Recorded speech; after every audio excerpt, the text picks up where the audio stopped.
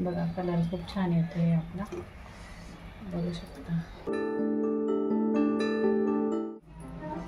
मी इथं सर्व लिंबांची फोडी तयार करून घेतलेली आहे, बी वगैरे सगळं काढून टाकलेले। त्याच्यात थोडे मीठ टाकलं, ते 1 तास मी झाकून ठेवलेलं होतं। बघू शकता थोडंसं असं पाणी सुटलेलं आहे त्याला अंगाशी,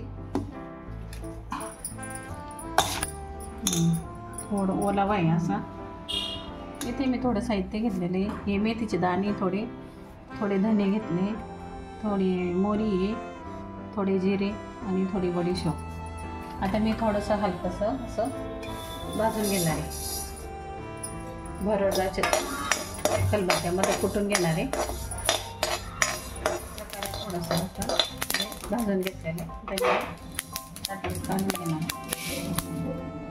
कढई आपली गरम आहे, आता ह्या फोडी आहेत ना, आता याच्यातच टाकून घेणार।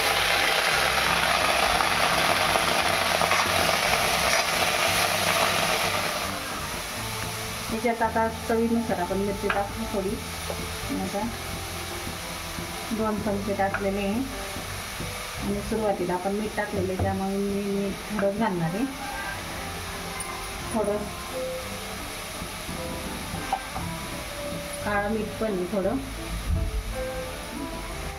अशा प्रकारे थोडं मिक्स आपण करून घेऊ।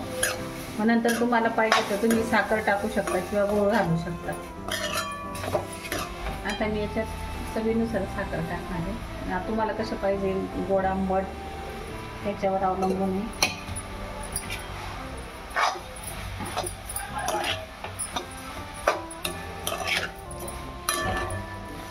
साखर टाकल्यानंतर आता मीठ साखरेचं प्रमाण एकत्र झाल्यानंतर त्याला पाणी सुटायला लागलेलं आहे, बघू शकता।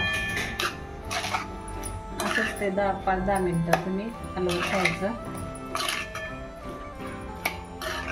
अशा पद्धतीने पाणी सुटलेलं आहे। अजून 5 मिनिटं आपण असेच गॅसवर ठेवणार आहोत, जेणेकरून अजून पाणी सुटेल त्याला आणि लिंबाच्या फोडी पण वाफवल्या जाते।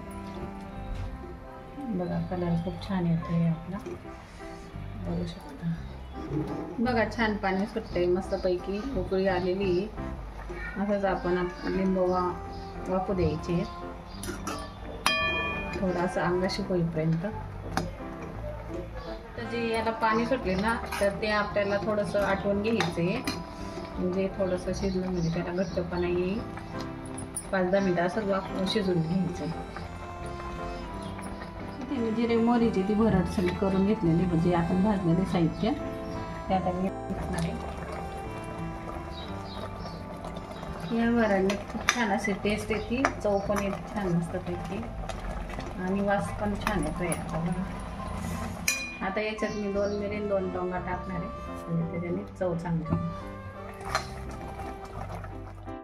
आपलं चटपटीत असं लिंबाचं लोणचं तयार झालेलं आहे। तर व्हिडिओ आवडला असल्यास लाईक, शेअर, सबस्क्राईब करा आणि कमेंट करा। धन्यवाद। रेसिपी कशी वाटली हे कमेंट करून नक्की सांगा।